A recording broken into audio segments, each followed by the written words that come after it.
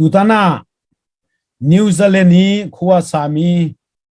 Chin Glory Evangelical Church kan pastor thong peng enapa le akri fa bunani thong thabia chim dingin nan ka som tika hin lunglop nak tam pi ka ngei Pathian zong ka thang that phone tuzing ka titika nan ni New Zealand ko sami pol sorry nan cha chun zan le sang asi changi nan za pi sina nan ma long si lo in kol ramin kan pastor te pani thum le Malaysia ha tu jingai pumi he India han kan cha international tak tak ai pumi mi tom te kan siko nain kan sin ha le America tu chu an wen ka chon le azing tok di la kan mit ku thot saling sila hi kan tel kholalo an huwa wan kan ku te wan ti le tela du mi zai ma cha chong kha ni tel kholo le tu jinga nan sina thong thbia chim dingin Pathian ni akapek mi chu Pathian umpi na ti hise Bible sang kai thi mi kan re lai Genesis som thum la pakua chang hi na ka Joseph chu a boy Egypt mi pa ina a umi boy pa ni a umpi cha a thil kal ning vial te chu a tluangi a lo ting boy pa ni Joseph chu a umpi zai atua mi pawa boy pa ni lo thin nak a pek ti kha a boy pa ni a mu tika mit mai tha a pek peri lai Genesis som thum la pakwa changkul nak b kare lai asinain boy pani Joseph chu a umpi avel ngai nak amu cha thong uk boy sin in mit mai tha amu ter but while Joseph was there in the prison Lord was with him. He saw him kindness and granted him favor in the eyes of prison garden. Genesis somthum la pakwa pakul la pathum karel sabri lai. Boy pa chu Joseph sina a umi. Atua mi kip a aslo ating.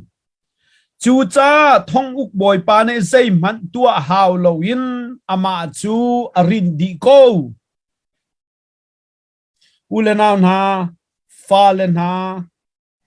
kri fa mi kan sinaka Pathian fale kan cha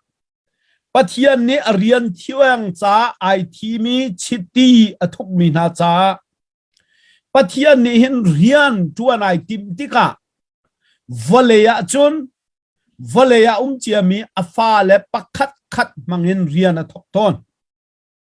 Pathian ai tin mi tua dingin ai tip mi pakhat khat tua dinga ai thi mi na cha zonga kri fa vial te kan cha na cha ka cha abepi chammi chu Pathian umpi na khesiko abepi to David siang parang amina thanak mi lei asinak le achun loi khunnak zongkha zeidang ruang asalo Pathian asin aumcha siko abe pituk nang nasina Pathian ummo kachimpa hen nang ma le nang ma vani halpa langmang prophet Nathan ni David chu athoi vakal lo na du mi pau khavatua ko zaitin tia boy pa Pathian chona sina ko tia ti achim du mi asul le lam chu boy pa na sina ko cha thil ping pang lai lo natua mi pawa kho ong na tong sung sal ko lai zai man ven mi nei la na lunga hong chuak mi kha Pathian nan chip mi si va tua thua ma ko na lo ting lai tia prophet Nathan ni ti zai cha tua mi ki bi lo kin ding chu Pathian pe asina chu ram laka nin ni chana kan lai mi tampi ti le phan ruanga ram laka ram tanga Mizorama anzam David zongkha arak zam ve Saul siang parang meithal khiam nam fei ka lai so lai ti tuk ruanga ram tanga azami lungkuai thop ve asinain Pathian bia David kong hiruat manu azam chu ama ai thup chu ama mi pa kha Saul siang parang tau dan chunga atau ko mine khan ati tuk than zai cha lungkuai zonga ram tangi zonga David sina chun boy pa Pathian hallelujah siang parang tau dan atau chu ama mi pa Saul sin tua chun Pathian ne achu atake Pathian asina ti lo cha se David siang parang kan dilang mang mi siang parang viel telaka min thang chem asung loi chem mi pa hi afel khun le adin khun le athat khun sa David siang parang ti arak silo anun ning achung khar nun ning zo te ga hin athur nom tak tak zo achia tak tak mi chung khar an rak si ve ko be kam thar la manga chen David thi rak salo khri fa upa nang khri fa upa Joseph te na khri fa upa tuan hi katupa Joseph te na ban tu ken khri fa upa man athing la lo zai cha tia chun Paul ni Timote sina angan pathum ame palia khri fa upa khri fa bu huai tu chu achung kha tha te na zo khen kho tu achung khar fel te na uk kho tu asilai tia ti ame palia van sap mi chu achung khar man tha te a uk kho lo a zo kho lo a chun if he cannot manage his own family zaitin da Pathian khri fa bu chu a uk a zo khen kho lai David chung khar a zo khen kho lo anu pi le nei ning khim man he zo na manu si Pathian city thiang thuk mi David kan ti mi cha chun anu pi le zong he an top nop tuk an nom tam tuk tha ten man zo na manu si anu pi Bible cha ni nu pi tam pi nei tia akan chimi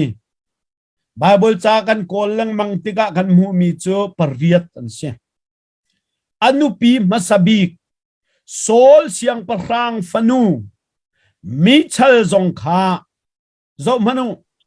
mi top nop tak athit le ani ning khase aphun tho mana sepi selo lai hol chun kan ni chu lai mi ni kan ni thitum tika kan ni chung chu boy phun kan si mi luat kan si kan mana sepi kan se kan phun tho sepi kan se kan ti ton asik ho de mi ne kan ni cho kan phun to sepi fa kan se an ti ton sinain Saul siang prang fanu Michael phun tho cho sepi jong selo se fa jong selo vok jong selo zai tha si kha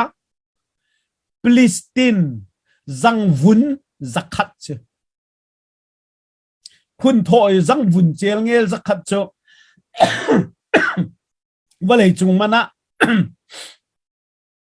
India rami dalis pan ni chuban tuk man chane man la lo ache kha tak ni man se David nu pitit ning hizo man lo chu tu ken du anung mi an selo chu apan ni na ka anu pitit mi kha tang dorathiam tak mi afim tuk mi abikal kan ti mi zong kha mi hrut pa arum ngai na na rut ngang mi minung kan nun na ka hin rut ngai tungi arum tuk mi pole do luak an suak chu abikal kha mi rum tak a rut ngang tung mi pa nupi thing leng le se David siang prang hi leng le nu thoi zun phur zo lo mi zo hlan an ti mi khe arak si ve ko nu thoya arak boy anu pi hi varzin mi thiang lim te ten se lo nu thoi zang vun zakhat mani thit mi zaitlungan da zo chiat anu pi le laka adu chem mi dang sina chen anu pi le pakhat chiao sira khan fapa pakhat chiao long nei asina na du chem mi Solomon a ring tu nu ab Betsaba sin tua khan chun fapa pali bak manai chu chu adu chem mi se ko asinain athit ning khazo man zo chiato apasal uraya aramcha ami phuncha ama la chungkhar himnak ding cha ral a khan liao chel ngela anupi kha arga awi arak sual pi arak I pi fa apoi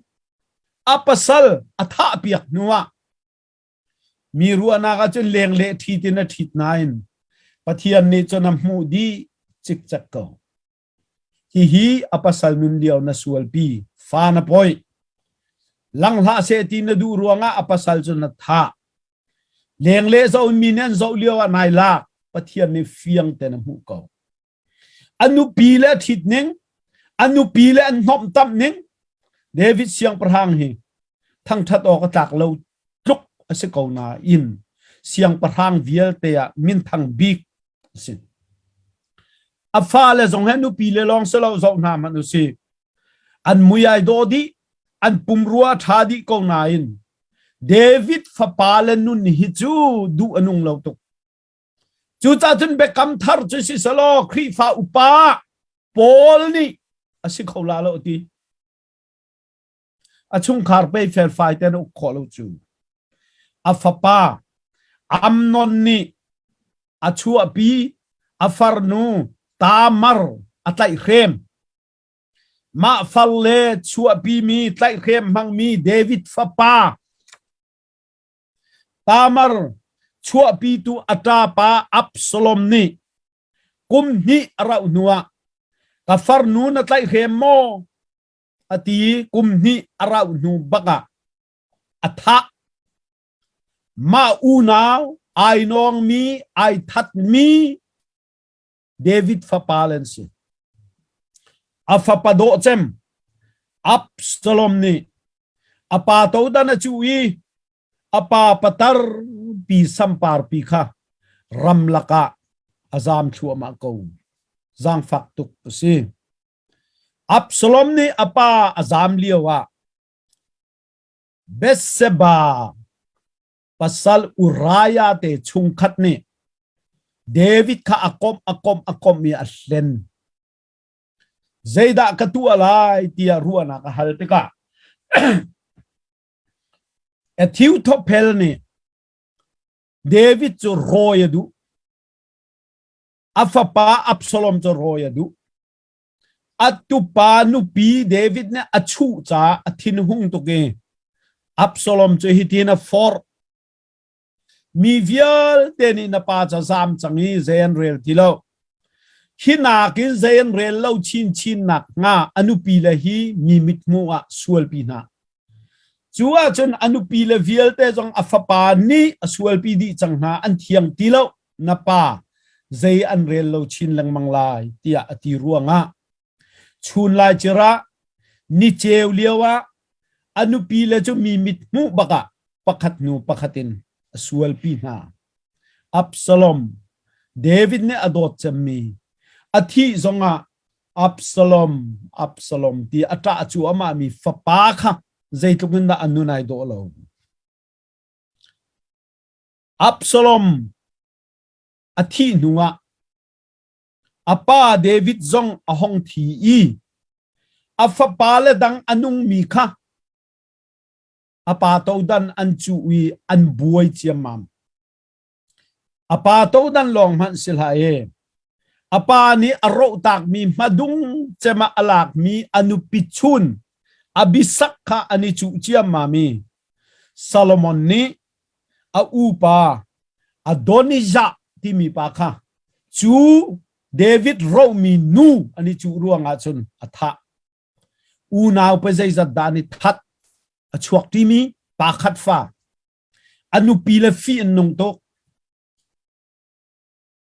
a fa le nun ai do lo to asiko na in David siang parhang vial te laka min thang chem min lang chem kan chim chem mi pa asinak chu an chung khar nun zo in a silo afa le na an fel ruanga silo zo chia tuk mi chung khar an siko na in David ni tiangi kan chimi akong kan chon lang mang nak chu Pathian anung mi asini a umcha ase hallelujah ni chana David Pathian kan Pathian asive he chu asung loi tu ke hallelujah amin thang chat denum ko se David lei kapa ama lei kapa zaiman chim ding nei lo ama lei kapa uan pi ding zaiman lo Pathian ni a umpi cha zia chutuk misual cho Pathian ne umpi chu tu cho kan chimri na lai lo phung chim nan ka thian ol sual sile Pathian na ka pek sia chun misual tuk sina zai cha da Pathian na ti cho kan chim te na lai tu jingi ka tang pitar chu chu lei kap selo Pathian umpi nak abe pi tuk hi ti kha theiter kan du mi na asi cha se Abraham kan tilang mang mizong kha ama lei kapa asilo ama chu milem bia fapa ase sorry phung chim tu cheu kat ne an chim mi ka thei ton an chim mi chu hiti hin se Abraham chu apa milem bia si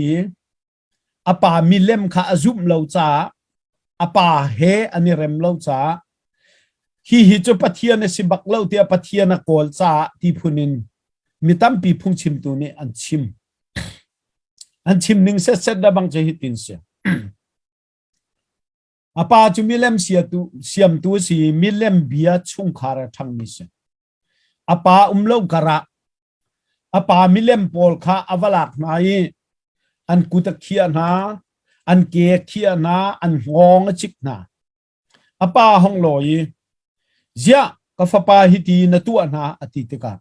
kapa ke ma tu min sibak lo an ma len ma ani sila an thin hung chia mamla ani vua ani khiak vier tia ti apa ni zaitin na milem jan ma len ma tan vu khola tia ti le Abraham na le nak cho kapa ma le ma manai vu kholo milem cho zia na biak ne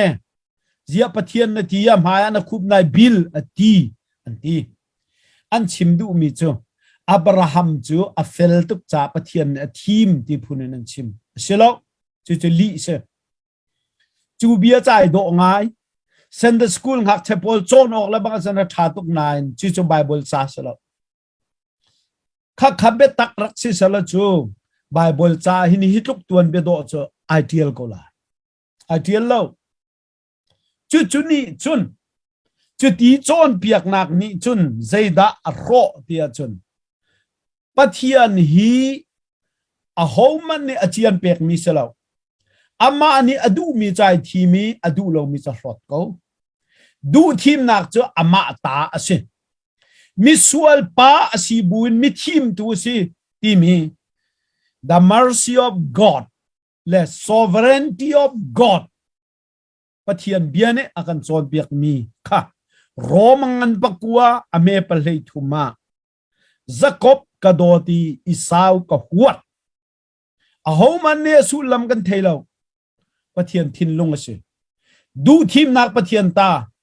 misual ai thim jong a ho man ne kan complain kholo na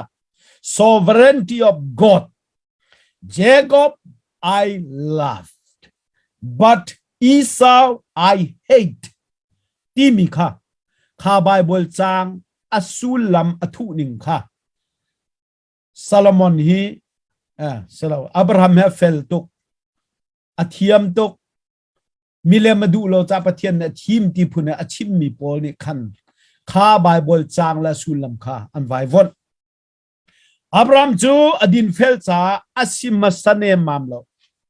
vel ngei tu Pathian ni vel ngei na kana ko chu vel ngei tu Pathian chu asina a ko nak chu a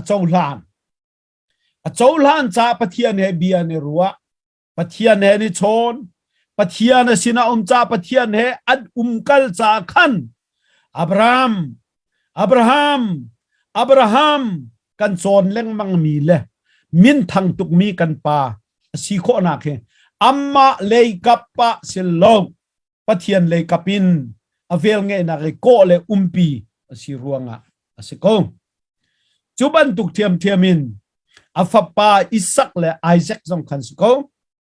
hallelujah Abraham Pathian Isaac Pathian le Jacob Pathian kan Pathian si cho sung loi tuk amin thang thatenum ko se Abraham nupi Sara chu zoom lo mi gera siang parang Abimelech ni ai lak ai do tuk cha amu ai lak ai in chunga zan kho de ai chia asina zan kho de yin ai pi ngam lo asual pi ngam lo zairuanga alenga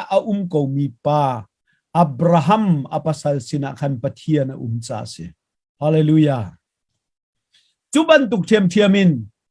zoom lo mi geria siang parang Abimelech ni Isaac chu athoi Isaac na sina Pathian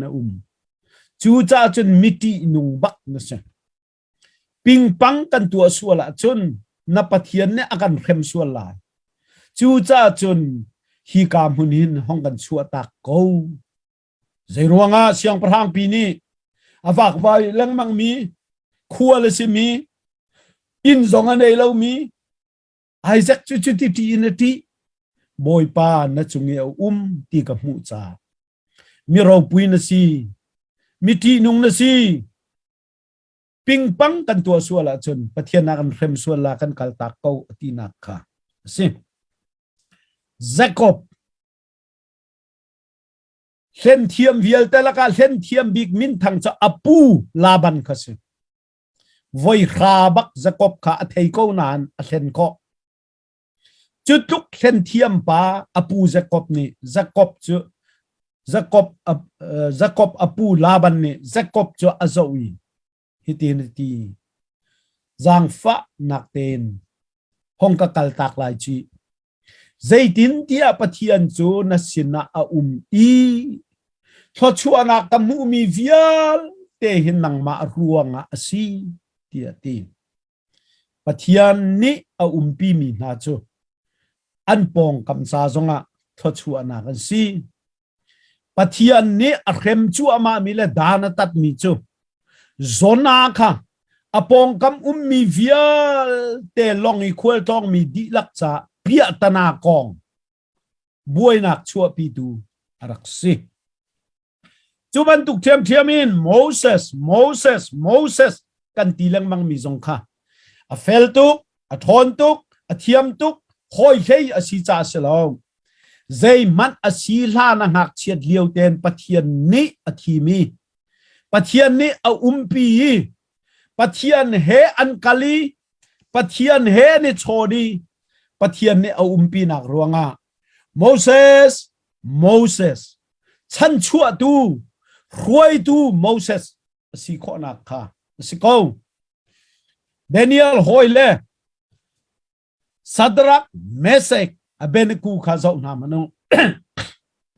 mei phu pai an sila an bia khai do tu ka เสียงพระหังนี่ไอทอกอีเนบุคเนซัมนี่ก็ดีกรีก็ออเดอร์ชัวมีนั่นไงแล้วว่าจนไม่พัวกันไปน่าลายอ่ะโหมันนี่ใจบรรทุกปะเทียนสองนี่อันชัดเขาน่าลายแล้วก็ทิ้นหุ่นหนักกูดินชัดเขาตัวนุ่มแล้วอตีน่าเลียวว่าอันเละหนักเบียร์ขายดอกตัวแกง่ายนะมนุษย์เสียงพระหังอีเบเนซาร์น้ำหายาหินเซจมันชิมดิ้งกันในแล้วอาศินาอินไม่พูยนักกันไปสงะเรียนกันจวนมีบอยปาปะเทียนนี่จนไม่อัลลักกันอากันคำโคก็อากันคำโลมันอะฮีเทเตอร์กันนินดูนังมานักุดนินสุยินนเสียมจบมีมิเลมปะเทียนโซใจติกมันกันเบียบัลไลโลดีไม่อลินตุกมีชงอันไปไหนอันกักโคโลนักค่ะไม่คานอันเทียมจ่าเสลาเทียนนักเทียมนักอันในจ่าเสลาอันสินะปะเทียนเอามีไม่ลักกะปะเทียนอันสินะไอโชจ่าเสฮาเลลูยาปะเทียนปีนักใจตุกันได้เบปีดค่ะตอมเตกับบัญชิมรุยไลเดเนียลเชียนได้ทงนั้นถักเลี้ยวขันข้าเชียนได้ทงมีเชียนได้ข้าอันโรละตามตุกเดเนียลจะว่าเชียนได้ปีจะโรละตามตุกเดเนียลอมูตกามีแต่ที่ตุกเบาอวันนี้เสียติมตกาอากาชิบขลใจรวงadaโรลตามเชียนได้เนี่ยเสียขลกันเทโกเชียนได้ทงชงะปะเทียนจูเดเนียลสินีอาจ่าสิจุดที่จุนกันไบเบิลจ่าวิเอลเตมีรัดขกเข่งมีเราปุยกันในมีวิเอลเตนายเจ้าหน้ามันใจรวงอาดานซีใจรวงอาดานมีรัดขกเข่งจันสีโคปะเทียนอันสินาจ่าสิอับราฮัมไอแซคเจคอบเดเนียลซัดรักเมเซกอเบเนกูเดวิดโมเสสเลโจเซฟนาสินะปะเทียนอาตีจูข้าอันปองกัมมินาซูมตูซูมโลมินานี่อันบอยเลนี่อันบอสเลนี่ฟียงเตยินอันมุโคนายมิดไมทาอันเปียกนาดูชูนาทองทะเบียกระชิมจัวมามีอ่างายมีนาครีฟ้าหอยดอดมีนาซูมตูนานันนี่ฮิเตนันปองกำมินุงซูมตูซูมเลาตูนันนักรัมนิวซีแลนด์ออสเตรเลียเดนมาร์ก USA นอร์เวย์เยอรมนีมาเลเซียอินเดียมีนานี่หินฮีชินมีพุนนาฮีปัทยานาเบียตักมีปัทยานอันสินะอามีสิตีฮีนั่นปองกับนั่นนิมูคงหางหามหินหาฮีปัทยานเห็นกเวจามนีก็กัลเลียวะทองทะเบียกชิมมีจูนั่นปุ่มไม่จะนั่นรวยจะกันลายมีพุนจามนีรำฮีปัทยานเนี่ยรักกันเปียกมีรำมาสิแล้วใจตินที่ฮีการำในตัวเดียงปัทยานเนี่ยเปียกมีนะจูปุ่มรถหาปีมิดกาวปีขานสร้างปีมิงเอาปีนเสกันนี่จุกันสลามิดบีเตตายตังเนียมเตมีโดโลเตอาเจซีซงะกันพังนักรำเชียวนี่หินฮีนาโปลฮีปัทยานนี่เอาปีไหนปัทยานอันเสนาเกาทีอันนินผู้เปียกเวนหางหามอเบฮัลนักตะกี้ฮัลนักนี่ก็สิครีฟานุนโดกันเกนร่วงหินกันนักรำมีนานี่หินปัทยานอันเสนาตียนหูคงหามอกุมทองนี่และกุมเฮเรียดกุมขันเดนมาร์กและสวีเดนนี่คอมปีอันนี้จัดขัดเวทองทะเบียนชิมินก็ยินชงนูโรเซกันนักกลจูตนาทิลกันหูมีจูตนากายลมตุกมี tom te ka wen khang ta lai ma chu ka Sweden kan va phaka chun renguna zfa Bible siangena ka siang hak chia arak sibal mi Reverend chan peng thang le yang kunu le yang kupa Bible siangena graduate mi ka va mu na an ma long si lo win Pathian na du tak mi kan chin mi phun zai mozat te zong an ve chu karam an phaki an nak khua chu khompi kan tu anak chu judol tian out chu ka khuan phak ka te a chun lai mi chiamam Bible chong mi chiamam Bible graduate chiamam an phak baka khoi ka da khani pum kho lai khoi ka da biak dina lai tia an van kol chu ti chun Judal Ebenezer Baptist an va mui chu ka chun an va kol nai chu ka te a chun men barin an va ve hi tu in an mu mi hi Judol Ebenezer Baptist chu arakse kha nan hu chang kan thong thebe chim kan pe ri lai nan zo chang ma kha biak ina khan anza ten kan lai mi Reverend chan peng thang na huai nai anip khom kum zai mazat biak in nei tu na ne an zo na kha akum nong ka van chim lai kum ni kum thum nak tiang an zo na chu tika chun biak in anei tu Sweden pol kha member jong tom te pali panga te long se chuni chunan ti mi chu kan ma silo hin nan ma hi pe biak in anei tu ding nan si hi tia antina hallelujah chu cha chun an document paper le a her mi vial te kha an sina an apnai an biak in cho sa yoi satan kan ti mi document he kan lai mi sina chun an pek an thet na chu long han silowe an pek an thet na long silowin an beng a tholom zai zat thakan nei an tian zowi an beng chungi a ummi phaisa grona an ma hol jeng grona chu phangkhat khise singular gronor an ti tika plural se gronor thong somli le thong mi zong kha an pek chi na hallelujah biak in pi an thet na zuar kho nang no lem pek na man kho nang no lem pek na zai pau an pek na pina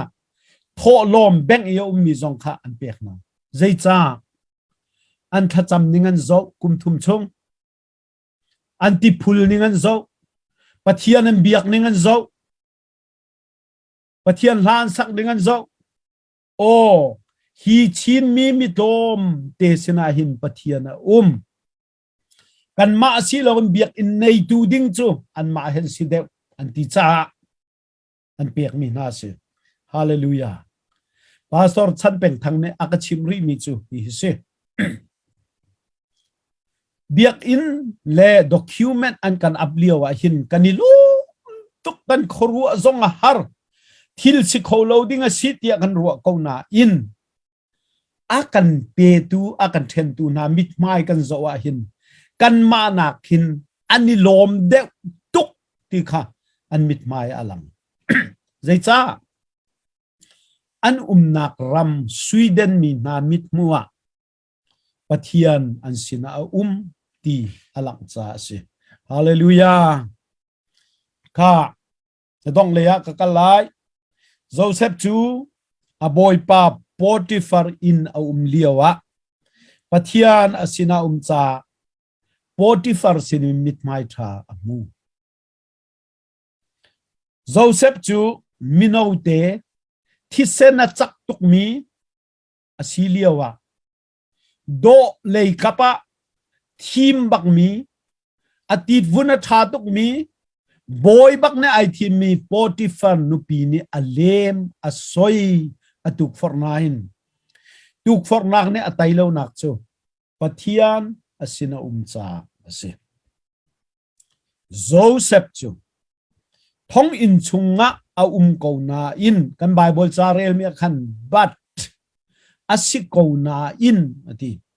thong in chunga a ko na in Pathian asina umcha thong uk boy pa sinin mit mai tha Joseph chu thong ina si se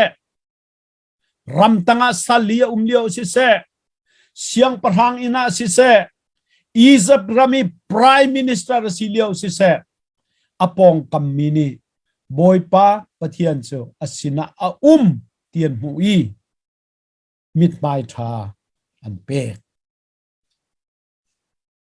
ram thum naka ram tha ram daya ram nuama mi New Zealand kaunang ha ram dang dangi mi ka chin mi phun ka khri fa hoi dot na nan ni hite ram nuam nan naka Pathian nan sina ti nan pong kam nan mu khong nang hamo Joseph cho boy nan mu thong inan mu ram lakan mu khoi ka nak zong an mu khate kan ni kol rama ram buai ti le phan na khe law na khe kol rama mi ka khri fa hoi dot na nan sina Pathian mo nang ma le nang ma bani hal man ma in lo tang te zong hana ngam lawin ral zam nunin thing tanga ram dang tiang aphalmi ulanang na ral zamin ram laka kan umdia wa hinte David zong ral zamin sol tin thing tang ram tang umdia wa Pathian ni Umpi bantu khan kan ni hite kan ral zam na khuwa kan phak na khuwa ram tanga thing tanga Pathian kan sina ve mo hal now si Moses David Joseph Abraham Jacob Daniel hoilen na saltanga si se mei phuchunga si se chian doi thong chungi an liao zonga zai bantuk dir munan phak zonga Pathian an sina ko ti kha sal ni an mu san tai lo nen mu an boss le na nen mu auk du na ni mu ko na kha Pathian Umpi nak ni chun mit mai tha amu tan hai du sak nak le hlo thin nak achua pi ti chu Bible chon biak nak bet tak ase chu kan nak chiao hin ram nuama thing tanga ram tanga kan zoom mi kan dir pi sia chun kan chim mi khat ko kheng Bible cha min thang min ha ban tukin ni khat cho kan ni zong mit mai tha kan boss le sining kan bulai ni khat cho ram tangin kan chuak te lai thing tangin kan chuak te lai ral zam nakin kan chuak lai boy pa tho chua nak chu kan chau te ko lai hallelujah Sol siang parhang tu chu boy thut dan le siang parhang chungi to dan chunga thut chua ma bu in ti na law nakin akhati siang parhang to dan thut ko buin azam mi tu kha ati na alung re athei mi kip zong ne huat atong achan le ruang chu Pathian ne chu atak chang Pathian na sina ti lo cha ase Pathian kan sina chu zai thukin da abe pi ulanaw na sina Pathian mo nan chung khara Pathian mo na khri fa bua Pathian mo na za te Pathian ne thachua nak impe ko na se amen